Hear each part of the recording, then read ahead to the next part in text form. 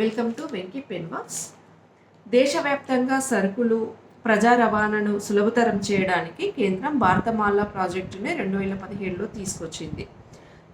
దీని ముఖ్య లక్ష్యం ఏంటిదంటే 550 జిల్లాలను జాతీయ రహదారులతో కనెక్ట్ చేయడం. దీనివల్ల అందులో భాగంగా 34,800 కిలోమీటర్లు అంటే 34,800 కిలోమీటర్స్ మేర ఈ రహదారి అనుసంధానత కల్పించాలని నిర్ణయించింది. దీనిలో భాగంగా గతేడాది 26,425 కిలోమీటర్ల మేరకు పొడవైన రహదారి ప్రాజెక్టులను కేంద్రం ఆమోదం తెలిపింది.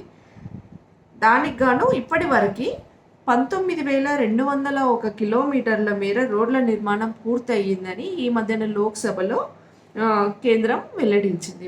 అంటే ఇప్పుడు మనం నిర్ణయించుకున్న లక్ష్యము 34,800 కిలోమీటర్ల నుండి మనం పూర్తి చేసుకున్నది ఎంత 19,200. అంటే అప్రాక్సిమేట్ మనం 50% కూడా రోడ్ల అనుసంధానత అనేది క్లియర్ అయింది. సో ఇది క్లియర్ అయిపోతే ఏంటంటే మనకి లాజిస్టిక్స్ అనేది ఈజీగా అయిపోతుంది, ఖర్చులు తగ్గుతాయి. డెవలప్మెంట్కి అభివృద్ధి చెందడానికి ఇది కూడా ఒక ముఖ్య కారణం అవుతుంది. ఇది చాలా ఇంపార్టెంట్. Thank you.